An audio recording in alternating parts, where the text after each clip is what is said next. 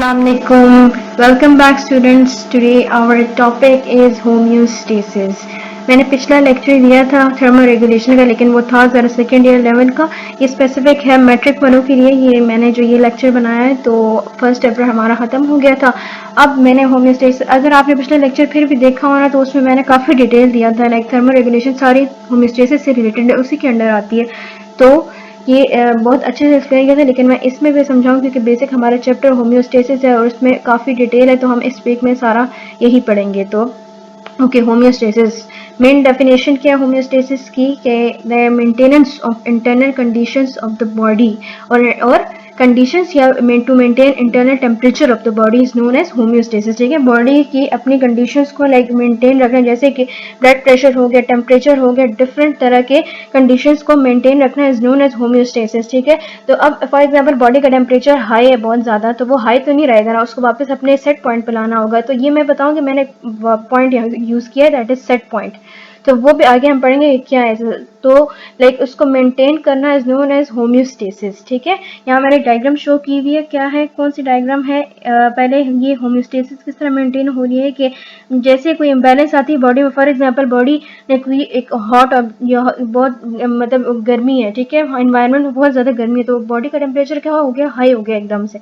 तो अब क्या हो गया, डिटेक्शन हुई है। अब वो रिसेप्टर क्या करेगा कि वो अपने जो एफरेंट पाथवे यानी कि वो वाला पाथवे जो ब्रेन की तरफ जा रहा है उसके थ्रू जाके इम्पल्स के फॉर्म में वो जाएगा कंट्रोल सेंटर, और कंट्रोल सेंटर में किसको एक्टिवेट करेगा, हाइपोथैलेमस को, जो कि हमारा थर्मोस्टेट है बॉडी का, उसको करेगा। और क्या होगा कि जब वो इंफॉर्मेशन को कलेक्ट करेगा तो कलेक्ट करके क्या होगा कि वो एक रिस्पॉन्स बनाएगा कि अब क्या, और वो इन्फॉर्मेशन किसको देगा, टू द इफेक्टर। ठीक है, इफेक्टर भी यहीं पर एक ऑर्गन हमारे पास बॉडी में प्रेजेंट होगा जो कि फिर आगे फर्दर फंक्शन करेगा कि अब क्या करना चाहिए टेम्परेचर को कम करने के लिए, और वो किस पाथवे के थ्रू, इफरेंट पाथवे। ठीक है, इफरेंट पाथवे कौन सा होता है, जो ब्रेन से अवे इन्फॉर्मेशन लेके जाता है, तो वो उस पाथवे को हम इफरेंट कहते हैं। दिस स्टार्टेड फ्रॉम ई। ठीक है, आपको ये नजर आ रहा है कौन सा वाला पाथवे, एक मिनट, ये वाला पाथवे ई।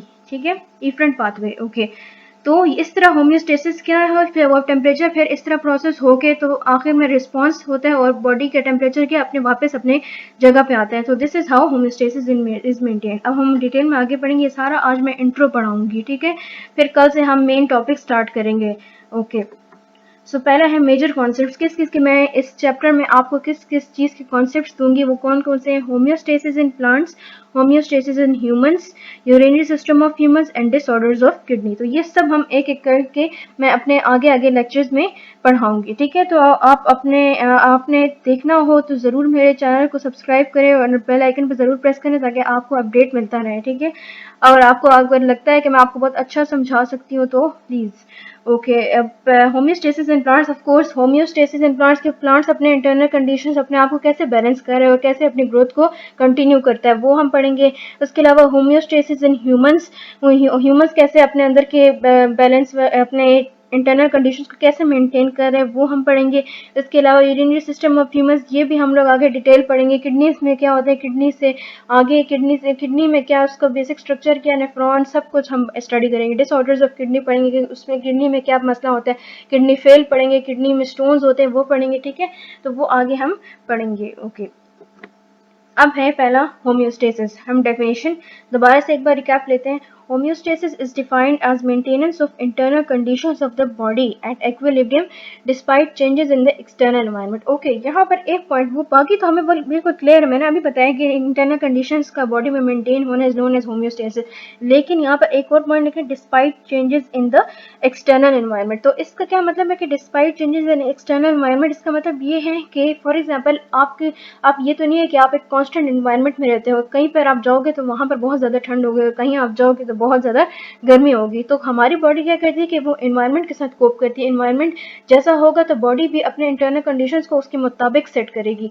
तो क्या है, फॉर एग्जाम्पल अगर आप एक बहुत लाइक कूल एनवायरनमेंट में, तो उस वक्त बॉडी क्या करेगी, अपने टेम्परेचर को मेंटेन करने के लिए क्या करेगी कि वो टेम्परेचर को ज़्यादा करेगी, क्योंकि ज़्यादातर ठंडे इलाके में क्या होता है, हमारा टेम्परेचर बॉडी का मतलब लो हो जाता है, तो उसको मेंटेन करना वो भी फिर होम्योस्टेसिस है। इस तरह अगर मैं किसी गर्म एरिया में जाती हूँ तो क्या होगा कि वहाँ पर हमारा टेम्परेचर मतलब हमारे जो अपना सेट पॉइंट है 37 उससे हाई चली जाएगी तो क्या होगा, उसको वापस लाने के लिए होम्योस्टेसिस होती है, फिर बॉडी अपना फंक्शन परफॉर्म करती है और ऐसा करती है कि लाइक बॉडी अपने स्पेसिफिक टेम्परेचर पे वापस आती है। तो दिस इज ऑल होम्योस्टेसिस। तो बेसिक क्या है कि डिपेंड करता है एनवायरनमेंट पे, ठीक है।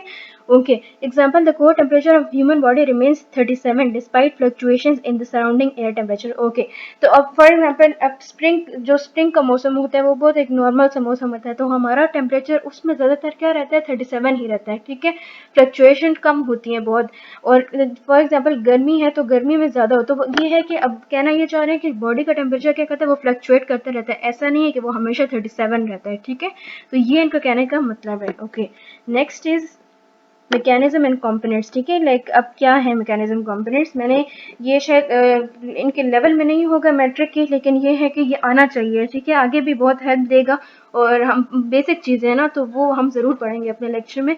Homeostatic mechanism operates like a control system having 3 components, ठीक है। अब किस तरह लाइक कंट्रोल सिस्टम इसको काम है कैसे, तो 3 कंपोनेंट्स इसके, पहला क्या है रिसेप्टर, दूसरा है कंट्रोल सेंटर और तीसरा है इफेक्टर। मैंने यहाँ ब्रैकेट्स में इनके दूसरे दूसरे नेम लिखे ताकि आपको जरा समझ आ जाए। अब रिसेप्टर के आगे मैंने लिखा है सेंसर, ठीक है। तो सेंसर क्या है, सेंसर क्या होता है जो सेंस करता है किसी चीज को, तो रिसेप्टर्स क्या करते हैं वो सेंस करते हैं। For example I touch a very hot object, मैंने गम से टच कर दिया तो क्या होगा कि मैं अचानक से हाथ पीछे कर रही हूँ, क्यों, क्योंकि हमारे हाथ में कुछ ऐसे सेल्स प्रेजेंट है जो कि एकदम वो रिसेप्टर्स प्रेजेंट है जो कि एकदम डिटेक्ट कर लेते हैं कि चीज़ बहुत गर्म है तो हाथ पीछे कर लो। तो वो क्यों, क्योंकि हमारे जो रिसेप्टर्स होते हैं बहुत सेंसिटिव होते हैं, ठीक है। तो हमने हाथ पीछे कर दिया, ये नहीं कि हम हाथ उधर ही रखे रहते हैं, ऐसे तो हमारा हाथ जल जाएगा, ठीक है।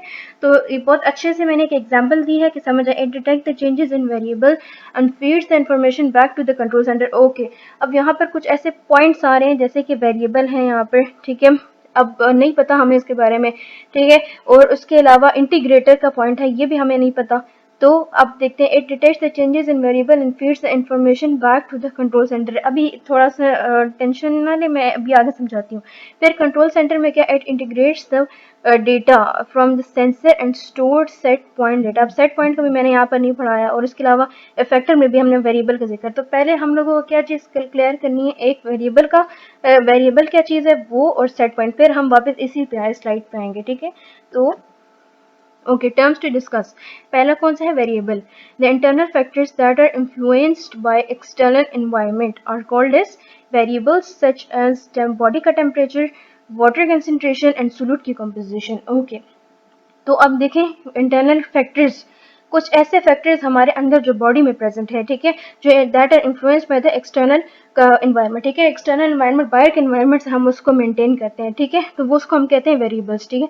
अब कौन कौन से ऐसी चीजें हैं, बॉडी का टेम्परेचर, ऑफ कोर्स बॉडी का टेम्परेचर कैसे एक्सटर्नल एनवायरनमेंट डिपेंड कर रहा है, मौसम गर्म होगा तो बॉडी का टेम्परेचर हाई होगा, तो ये क्या चीज होगी, ये वेरिएबल है ना, क्योंकि क्यों, बिकॉज ये इन्फ्लुएंस हुआ है बाय द एक्सटर्नल एनवायरनमेंट। एक चीज इनफैक्ट हमारे जो इंटरनल, ये इंटरनल फैक्टर है ना जो कि एक्सटर्नल एनवायरनमेंट डिपेंड कर रहा है, टेम्परेचर ऑफ कोर्स। और उसके अलावा वाटर कंसंट्रेशन, अब बाहर से हम पानी पीते हैं ना, अपने बॉडी के अंदर लेकर जाते हैं, तो पानी नहीं पियेंगे तो क्या होगा कि पानी का कंसंट्रेशन हमारे बॉडी में कम हो जाएगी। और क्यों, क्योंकि हमारे बॉडी में सबसे ज़्यादा जो लेवल है वो कंसंट्रेशन है वो किसकी है, वाटर की है। तो वाटर क्या होगा, कम होगा तो ऑफकोर्स, और वाटर ऐसे तो आएगा नहीं, हम लोग इनटेक लेंगे वाटर की तो क्या होगा। तो इसका मतलब क्या है कि ये भी एक्सटर्नल एनवायरनमेंट पे डिपेंड कर रहा है, तो ये भी क्या हो गया, एक वेरिएबल में आ गया। And last thing is solute composition, कोई खाना वगैरह हम लोग ऐसे लेते हैं बॉडी में कोई ठीक है चीज़ का अंदर जाना, ठीक है। अगर हम लोग क्या करेंगे कि हम लोग खाना नहीं खाएंगे तो क्या होगा कि हाँ, हमारे हमारे बॉडी में ये डाइजेशन नहीं होगा, ब्रेक डाउन नहीं होगा, ठीक है। उसके अलावा ये सब कुछ होना, ठीक है, रिस्पायरेशन का प्रोसेस, तो ये सब कुछ ये क्या है, ये तो ये हम टोटली डिपेंडेंट है किस पे, एक्सटर्नल एनवायरनमेंट पे, इन फैक्टर्स में। तो ये कुछ इंटरनल फैक्टर्स है जो तो ऐसे इंटरनल फैक्टर्स जो कि इन्फ्लुएंस होते हैं बाय एक्सटर्नल एनवायरनमेंट, जो कि एक पूरे एनवायरनमेंट पे डिपेंड करते हैं, तो उनको हम क्या कहते हैं, वेरिएबल्स कहते हैं। तो समझ आओ कि वेरिएबल ये होता है। और सेट पॉइंट के टू मेंटेन होम्योस्टेसिस रिक्वायर्ड, अब होम्योस्टेसिस को मेंटेन करने के लिए ऑफ कोर्स जो प्रॉपर इंटरनल कंडीशन उसका होना ज़रूरी है।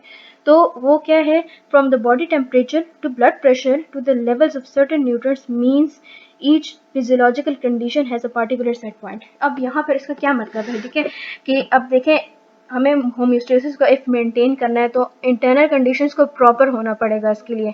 जैसे कि अब हम बॉडी के टेम्परेचर को बात करते हैं तो वो बहुत ज़्यादा देर 40 पे नहीं रह सकता। ऑफ कोर्स वो 37 पे आएगा या 36 तो फ्लक्चुएट करेगा, लेकिन ये है कि वो नीचे होगा। क्यों? क्योंकि इतनी ज़्यादा टेम्परेचर बॉडी अफोर्ड नहीं कर सकती, ठीक है। इस तरह क्यों? क्योंकि ये हमारे बॉडी का सेट पॉइंट है, इसको हम कहते हैं सेट पॉइंट। एक स्पेसिफिक बॉडी ऑप्टिमम टेम्परेचर को हम क्या कहते हैं कि it is the set point of the body, ठीक है। उसके अलावा हम लोग ब्लड प्रेशर की बात करते हैं तो ब्लड प्रेशर में क्या चीज़ है कि ब्लड प्रेशर हमारे पास स्पेसिफिक अब कितना नॉर्मल होता है 120 से 130 तक क्या है नॉर्मल ब्लड प्रेशर है। उससे ऊपर नीचे होगा तो क्या होगा कि वो ज़्यादा होगा या फिर कम हो जाएगा, ठीक है। बिलो 90 विल बी वो फिर कम होगा। तो अब इस तरह ये क्या है इसका कि 120 से 130 ये एक सेट पॉइंट है। तो इस तरह हर चीज़ का हमारी बॉडी में एक सेट पॉइंट होता है, ठीक है। और उसके अलावा न्यूट्रिएंट्स, अगर न्यूट्रिएंट्स बहुत ज़्यादा हो जाएंगे, ठीक है, किसी कोई कोई ऐसा न्यूट्रिएंट है हमारी बॉडी में अगर वो बहुत ज़्यादा हो जाता है, कोई वेस्ट है वो बहुत ज़्यादा हो जाता है, तो क्या हो जाता है कि हमारे बॉडी में पेन स्टार्ट हो जाते हैं डिफरेंट डिफरेंट ऑर्गन्स में, ठीक है। तो वो क्या, क्योंकि वो बेयर नहीं कर सकता, तो इस वजह से होम्योस्टेसिस बहुत ज़रूरी है और हर चीज़ का एक सेट पॉइंट होता है। तो ये दो कॉन्सेप्ट थे। अब वापस हम आते हैं अपने डेफिनेशंस पे। Okay, what is the definition of receptor? It detects the changes in variable, ठीक है। अब सेंसर क्या कर रहा है, रिसेप्टर क्या कर रहा है कि वो डिटेक्ट कर रहा है वेरिएबल में चेंज, ठीक है। कि बॉडी में कोई चीज़ है ऐसी कि लाइक कुछ कोई चीज़ कम होगी या कोई चीज़ ज़्यादा होगी, जैसे कि फॉर एग्जांपल वाटर की कंसंट्रेशन, ठीक है। वो मैंने आगे किसकी बात की थी, या फॉर एग्जांपल कोई वाटर की या बॉडी की टेम्परेचर को and feeds the information back to the control centre. यहाँ पे कंट्रोल सेंटर का क्या मतलब है? Brain. Brain is the control centre, ठीक है। उसको हम कहते हैं क्यों और इंटीग्रेटर, यानी कि वो सारे इंफॉर्मेशन को कंबाइन करके एक क्या करता है, रिस्पॉन्स निकालता है। तो मीन्स के कंट्रोल सेंटर यहाँ पर क्या है? ब्रेन, ठीक है। वेरिएबल क्या है? कुछ भी ले लें आप, कोई वाटर कंसंट्रेशन ले, टेम्परेचर ले लें या फिर न्यूट्रिएंट्स ले लें, ठीक है। तो इन चीज़ों में, इन तीनों चीज़ों में या उसके अलावा भी किसी चीज़ में चेंज आती है बॉडी में, तो क्या होता है कि ये रिसेप्टर्स क्या होते हैं, ये अपने पाथवे से जाते हैं, उसको हम सेंसरी पाथवे कहते हैं या हम एफरेंट पाथवे कहते हैं। वहां से जाते हैं और कहाँ तक जाते हैं? ब्रेन तक। ब्रेन क्या करता है आगे फर्दर? हाइपोथैलेमस को वो एक्टिवेट करता है। और क्यों? क्योंकि वो थर्मोस्टेट है, हमारी बॉडी का थर्मोस्टेट कौन है? हाइपोथैलेमस। तो वो एक्टिवेट हो जाता है, ठीक है। और वो फिर फंक्शन, वो इन्फॉर्मेशन गैदर करके एक इन्फॉर्मेशन निकालता है और जाके, ठीक है, इफरेंट पाथवे, ई से स्टार्ट होता है, इफरेंट पाथवे से जाता है और किसको देता है? इफेक्टर को दे देता है, ठीक है। इफेक्टर को देता है और फिर इस तरह इफेक्टर जो होता है वो रिस्पॉन्स निकालता है और फिर बॉडी क्या करती है? फंक्शन करती है। तो ये बहुत सेकंड्स में होती है चीज़, लेकिन क्या है कि ये हमने बताना है कि हमारी बॉडी में बेसिकली प्रोसेस होता क्या है।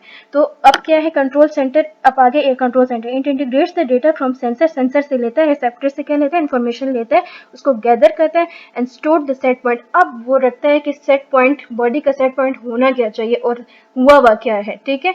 तो वो अब क्या है, और वो थर्मोस्टेट यानी कि हाइपोथैलेमस वो एक्टिवेट हो जाता है, ठीक है। तो अब इफेक्टर क्या है? It is the mechanism that has an effect on variable, ठीक है। तो इफेक्टर ये है ना कि इफेक्टर एक ऐसी चीज़ है जो कि रिस्पॉन्स प्रोड्यूस करता है, बॉडी क्या करती है? फंक्शन करती है। तो ऑफकोर्स वो वेरिएबल के अगेंस्ट एक्ट करेगा ना, वो वेरिएबल को मेंटेन करेगा, ठीक है। जैसे वाटर की कंसंट्रेशन कम है तो उसको क्या करेगा? मेंटेन करेगा और वो क्या हो जाएगा? वो अपने लेवल पे वापस आ जाएगी चीज़। तो ये था प्रोसेस और ये तीन तीन थे, ठीक है। तो कंट्रोल सेंटर क्या है? ब्रेन है।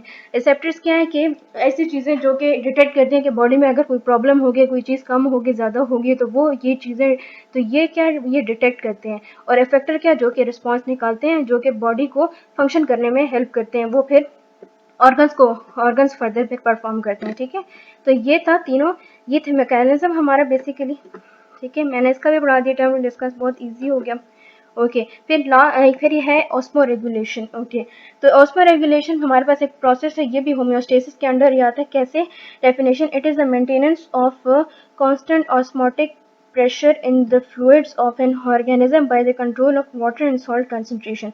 अच्छा, तो अब यहाँ पर हमारे पास एक नाम लिया हुआ है ऑस्मोटिक। ऑस्मोटिक का नाम लिया। ऑस्मोटिक ऑफ कोर्स किससे निकला? ऑस्मोसिस से निकला है। तो ऑस्मोसिस को मेंटेन करना, ऑस्मोटिक प्रेशर को मेंटेन करना in the fluids of organism, blood में, ठीक है, वाटर में, इसकी मेंटेनेंस को कंट्रोल करना, ठीक है, ये क्या चीज़ है? ऑस्मो रेगुलेशन है।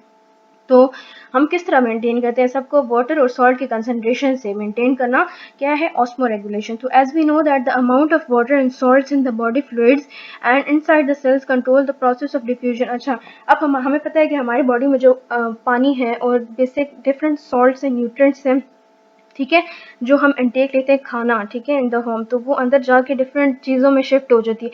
सो क्या अब ये जो हमारे बॉडी के जो सेल्स होते हैं जो फर्दर जो रिस्पायरेशन परफॉर्म कर रहे होते हैं, ठीक है, ऑक्सीडेशन रिडक्शन में रिएक्शन, तो वो क्या करते हैं इन डिफ्यूजन और ऑस्मोसिस। अच्छा, यहाँ पर 2 पॉइंट्स हैं, एक आता है डिफ्यूजन और दूसरा आता है क्या चीज़, ऑस्मोसिस। ठीक है, तो अब जो डिफ्यूजन है हमारे पास, ठीक है, डिफ्यूजन क्या है, देखिए, it is the movement of molecule from an area of higher concentration to an area of lower concentration. ठीक है, अब ये होती है ठीक है डिफ्यूजन। ठीक है, कि एरिया चीज़ को हम लोग एक चीज़ है बहुत ज़्यादा कंसंट्रेटेड फॉर्म में, अगर मैं होल समय क्रिएट कर देती है तो वहाँ से वो चीज़ निकलेगी और एक ऐसी कंसंट्रेशन ऐसी जगह पे आएगी जो कि बिल्कुल एम्प्टी है, तो वो क्या आएगी कि वो हायर से लोअर कंसंट्रेशन की तरफ गई है।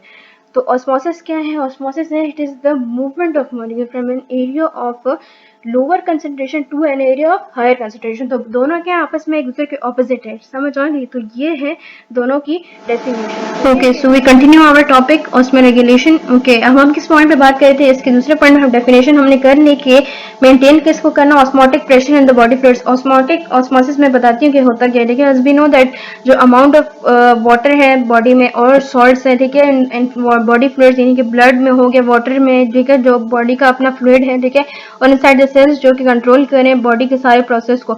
तो वो क्या कंट्रोल करते हैं प्रोसेस को, कौन से प्रोसेस को, डिफ्यूजन एंड ऑस्मोसिस। ठीक है, डिफ्यूजन क्या है, डिफ्यूजन है मूवमेंट ऑफ मॉलिक्यूल्स, ठीक है, from an area of higher concentration to an area of lower one.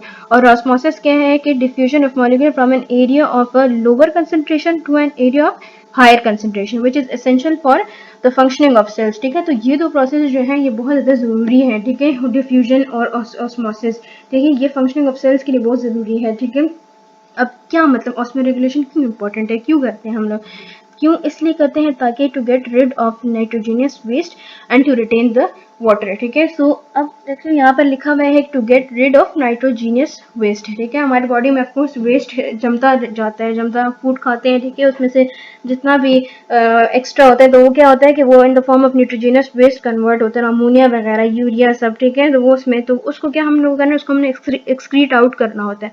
तो इस चीज़ ये कौन मेंटेन करता है, ऑस्मो रेगुलेशन करता है। ठीक है, कि बॉडी में सॉल्ट्स और वाटर की कंसंट्रेशन को मेंटेन करना is known as osmoregulation, is known as osmosis. ठीक है, और उसके अलावा टू रिटेन वाटर, ठीक है, वाटर की कंसंट्रेशन को भी रिटेन करना पड़ता है। अगर हम वाटर की कंसंट्रेशन को रिटेन नहीं करेंगे तो क्या होगा कि वाटर बहुत ज़्यादा हो जाएगा और फिर क्या होगा कि बॉडी सर्वाइव नहीं कर सकेगी इतना। तो हर चीज़ को एक अपने सेट पॉइंट पे होना होता है, अपने एक क्वांटिटी को मेंटेन रखना होता है। सो दिस इज व्हाट क्या बॉडी ये चीज़ मांगती है। ठीक है, so it is the maintenance of osmotic pressure in the fluids of an organism by the control of water and salt concentration. ठीक है, okay, next is thermoregulation, the maintenance of internal body. ये मैंने पिछले lecture में अपने पढ़ाया था। ठीक है, the maintenance of internal body temperature क्या होता है, थर्मोरेगुलेशन। ठीक है, बॉडी के टेम्परेचर को मेंटेन करना, ठीक है, इज नोन एज थर्मो। कैसे, the enzyme in the body do their best at the specific temperature. जब हमारी बॉडी का टेम्परेचर सही रहता है ना तो हमारे बॉडी में क्या होते हैं, प्रेजेंट सेल्स प्रेजेंट होते हैं, एंजाइम्स होते हैं जो कि अपना फंक्शन कर रहे होते हैं। ठीक है, तो वो अब किस टेम्परेचर पे अपने जो फंक्शन होता है वो बिल्कुल सही करते हैं। वो कौन सा टेम्परेचर होता है, 37, और 37 टेम्परेचर कहते हैं ऑप्टिमम टेम्परेचर, यानी कि इतना फिक्स टेम्परेचर है जिसपे हमारी बॉडी बिल्कुल सही फंक्शन कर रही होती है। और अगर इससे ऊपर नीचे हुआ तो क्या होगा कि एंजाइम की एक्टिविटी क्या होगी, वो डिस्टर्ब हो जाएगी। ठीक है, तो ये एंजाइम्स क्या, ये हमारे पास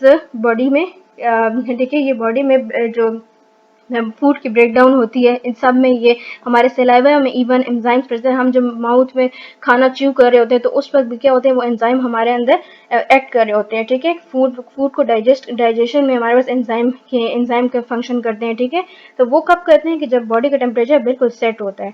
ओके, अब हमने थर्मल रेगुलेशन में क्या पढ़ा था, endotherm and ectotherms. What are endotherms, ठीक है, वो जो अपने बॉडी के इंटरनल टेम्परेचर को क्या स्टेबल रखते हैं, अपने बॉडी की हीट को, ठीक है, किस तरह थ्रू अपने मेटाबॉलिज्म के थ्रू वो मेटाबॉलिक हीट, जो कि उनकी मेटाबॉलिक हीट क्या होती है कि फॉर एग्जांपल हम लोग कोई एक्टिविटी करते हैं, कॉन्ट्रैक्शन करते हैं, हम लोग भाग रहे होते हैं, हम एक्सरसाइज करते हैं, तो क्या होता है कि हमारी बॉडी अपने अंदर खुद ही क्या अपने टेम्परेचर को मेंटेन करने में लगी होती है और हम अपना फंक्शन, अपनी एक्टिविटी को परफॉर्म कर रहे होते हैं। तो उस वक्त क्या होती है कि बॉडी अपनी मेटाबॉलिक हीट को खुद ही अपने इन्वायरमेंट में रिलीज करती है, खुद ही अपने अंदर ही वो बैलेंस करती है। ठीक है, तो ये कौन करते हैं, एंडोथर्म्स करते हैं। और इनमें कौन कौन सी एग्जांपल है, बर्ड्स और मैमल्स की, ठीक है। तो ये और बहुत कम ही ऐसे होंगे जो कोई एक डिफरेंट होगा एनवायरनमेंट से और वो नहीं कोप कर पा रहा होगा, तो वो किस पे डिपेंडेंट होगा, एनवायरनमेंट पे, खुद अपने अंदर वो मेटाबॉलिक मतलब हीट और अपने इंटरनल बॉडी कंडीशंस को मेंटेन नहीं कर सकेगा, ठीक है। तो फिर है ectotherms like lizard and snakes do not use metabolic heat to maintain their body temperature but take on the temperature of the environment, ठीक है। तो बहुत ईजी था। एक्टोथर्म्स बिल्कुल इनके ऑपोजिट होते हैं। इन्हीं के एक्टोथर्म्स में हमारे पास ये लिजर्ड्स आ जाती हैं, स्नेक्स, रेप्टाइल्स होती हैं ना, एम्फीबियंस वगैरह। तो ये क्या करते हैं, ये यूज नहीं करते अपने मेटाबॉलिक, अपनी ओन मेटाबॉलिक हीट को यूज नहीं करते। ये टोटली डिपेंडेंट होते हैं किस पे, एनवायरनमेंट पे डिपेंड करते हैं, ठीक है। They depend on the environment but take on the temperature of the environment, ठीक है। और क्या करते हैं कि वो अपने टेम्परेचर को कैसे मेंटेन करते हैं, फ्रॉम द एक्सटर्नल टेम्परेचर से, ठीक है। बाहर का जो टेम्परेचर होगा उससे, और इवन के बाहर की जो कंडीशंस होगी उससे अपने अंदर के कंडीशंस को मेंटेन करते हैं, जबकि एंडोथर्म्स में ये नहीं होता, वो अपने आप को खुद मेंटेन रखते हैं, ठीक है। तो ये था थर्मल रेगुलेशन का टॉपिक। ओके, फिर है excretion. It is the process from where the metabolic waste they are eliminated from the body to maintain internal body conditions और टू मेंटेन द होम्योस्टेसिस, ठीक है। सो क्या प्रोसेस है एक्सक्रीशन का, हम लोग मेटाबॉलिक वेस्ट को एलिमिनेट करते हैं बॉडी से, ताकि बॉडी के इंटरनल बॉडी कंडीशंस मतलब या फिर यानी कि होम्योस्टेसिस को मेंटेन कर सकें। सो अब ये है कि मेटाबॉलिज्म तो अपनी हो रही है, ठीक है, बॉडी में सब कुछ एंजाइम में अपने पर, अब हर कोई अपना अपना फंक्शन परफॉर्म कर रहा है, हमारी बॉडी में जो है फूड की भी डाइजेशन हो रही है। बट ये है कि जितना हमारी एनर्जी में जितना फ्यूल यूज़ होता है वो तो हो जाता है, हम कंज्यूम कर लेते हैं, लेकिन जो एक्स्ट्रा बच जाता है ना, उसको हम कहते हैं मेटाबॉलिक वेस्ट, जो कि हमारे पास मेटाबॉलिज्म से, केमिकल रिएक्शन से बन के निकलता है। उसको हमने क्या करना होता है, हमने एक्सक्रीट आउट करना होता है फ्रॉम द बॉडी, ठीक है। तो वो in the form of urine, ठीक है, हमारे पास क्या वो निकलता है, ठीक है, जाता है यूरिन ब्लैडर और फर्दर वो एक्सक्रीट आउट हो जाता है। तो उसको हम लोगों ने क्या करना होता है, उसको हमने एक्सक्रीट आउट मस्ट करना होता है। तो ये एक्सक्रीट आउट यानी निकालना, बाहर निकालना, तो इसको हम क्या कहते हैं, एक्सक्रीशन कहते हैं, ठीक है। एंड इट इज़ वेरी मतलब बहुत इंपॉर्टेंट स्टेप है होम्योस्टेसिस का, ठीक है। इस तरह ही होम्योस्टेसिस मेंटेन होगी, इस तरह तो नहीं कि एक चीज़ एक्यूमुलेट हो रही है और हमारी बॉडी फंक्शन फिर मतलब सही से करती है, नो, ऐसा नहीं है, ठीक है। For example in mammals urine is expelled through the urethra which is the part of excretory system, yes, ठीक है। मैमल्स में क्या होती है कि यूरिन से हम लोग वेस्ट को निकालते हैं, वही वाला बताया था मैंने, लंग्स और किडनी जब पढ़ाई थी तो मैंने उसमें यही बताया था कि यूरेथ्रा से सब कुछ जो है वो एक्सक्रीट आउट होता है, ठीक है, रीनल पेल्विस से, ठीक है। तो अब की जैसे कि इन यूनिसेल्युलर एग्जाम ये जो ऑर्गेनिज्म होते हैं यूनिसेल्युलर यानी जिनमें एक सेल प्रेजेंट होता है, ठीक है। हम तो मल्टी सेल्युलर हैं, लेकिन यूनिसेल्युलर को ऑर्गेनिजम्स जो होते हैं, ठीक है, तो ये एलजी वगैरह, तो waste products they are discharge directly through the surface of the cell. तो उनके जो वेस्ट प्रोडक्ट्स क्या होते हैं वो सिंपली वो सरफेस से क्या हो जाते हैं, वहां से डिस्चार्ज, वहां से निकल जाते हैं, सेल के सरफेस से ही वो एक्सक्रीट आउट होते हैं। और हमारे अंदर तो पूरा प्रोसेस चलता है, ठीक है, एक्सक्रीशन का। तो ये बहुत नेसेसरी स्टेप्स है दोनों यूनिसेल्युलर ऑर्गेनिजम्स में भी और मल्टी सेल्युलर में भी, ठीक है। So thank you so much. ये था मेरा आज का इंट्रोडक्शन चैप्टर 2 का, होम्योस्टेसिस। तो आई होप आपको बहुत अच्छे से समझ आई हो। फर्दर अपडेट्स के लिए आप मेरे चैनल को ज़रूर सब्सक्राइब करें, बेल आइकन पर ज़रूर प्रेस करें। Thank you so much. Stay blessed. अल्लाह हाफिज़।